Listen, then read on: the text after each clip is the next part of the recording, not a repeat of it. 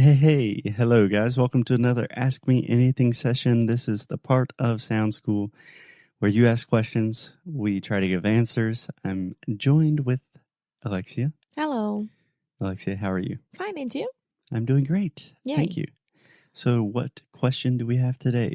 We have a question from Kleber. Hi, Kleber. Hey, Kleber. And he is asking, okay, when I hear something in English, I try not to translate anymore in my brain, but I try to follow the words and repeat. For example, if I hear the Inglês no Rádio and you and Alexia are talking about something, and I try to follow you and repeat the words that you just said, is it good or not? Because sometimes I repeat, and I don't get the meaning of the words. Okay. Wow, this is... So he is... How's the name? Ele tá desabafando. Yeah, he's ranting Yes. a little bit. Yeah, so this is a really good question. There are several different parts. So on one hand, he is talking about he's trying not to translate directly from Portuguese. Yes. Which is a really good thing. You don't want to translate, but it's also a really difficult thing. We'll talk more about that in a second. And then the second part of this, he is saying that he's trying not to pay attention to the translation too much.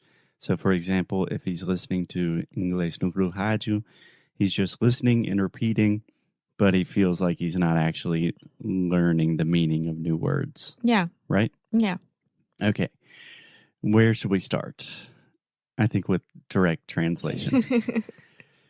So, Kleber, the truth is that it will take a long, long time for you to completely stop translating from Portuguese.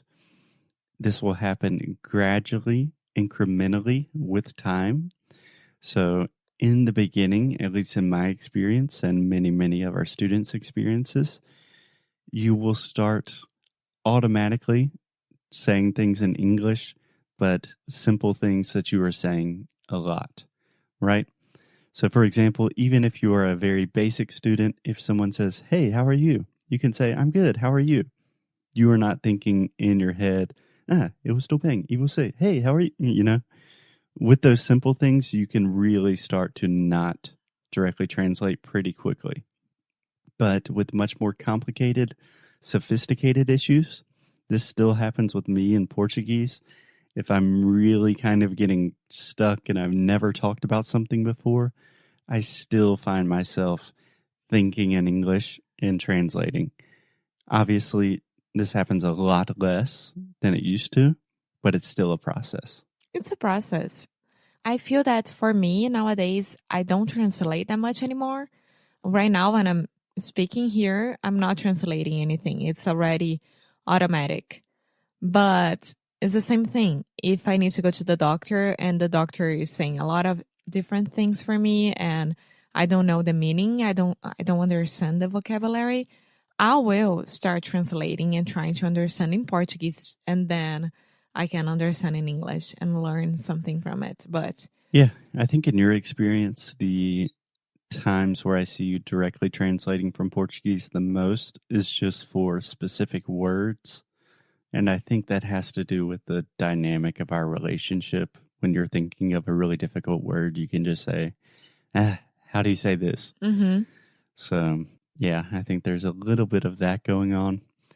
But short answer is it's a really good thing to try to focus on not translating, but it also takes a lot of time. So it's not like today you're translating directly, tomorrow you're not. It's something that takes months, years. So, like, be patient. It will happen, but be patient.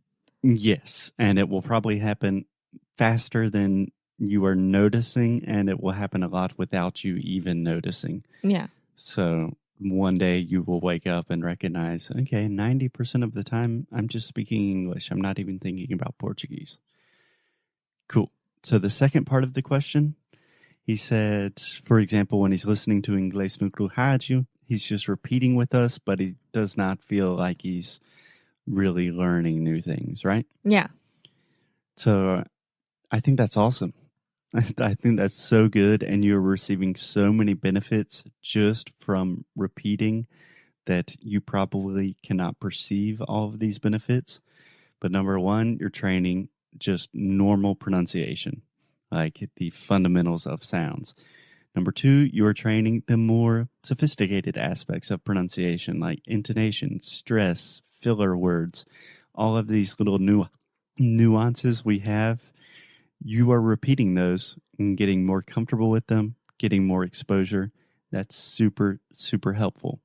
And then finally, I think this might not happen in the moment, but you are also acquiring new vocabulary and expressions, even if it's subconscious. But the next time you hear that expression, your brain might think, I've heard that before. Okay. And then you have it.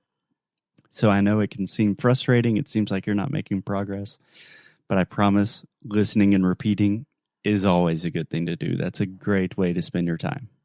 Yeah, because you feel more confident to put these words with the correct pronunciation in your day when you're talking, when you're speaking English.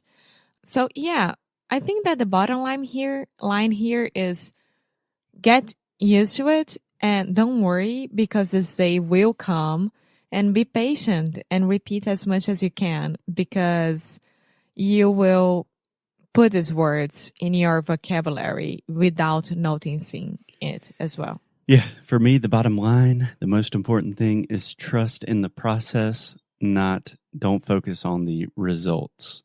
Because language learning a new language is not a linear progression. It's not like, okay, today I can have basic conversations, and 1 month I can have intermediate. It does not move in a straight line. But sometimes for months you are stagnant. You feel like you are stuck and not learning things. And then all of a sudden your language skills are at a totally different level. So don't think about, okay, am I immediately getting better? Because it does not work like that.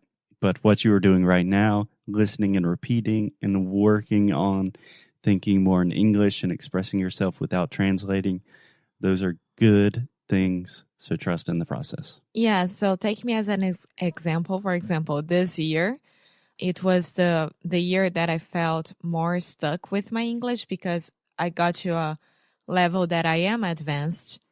I could say that I am fluent.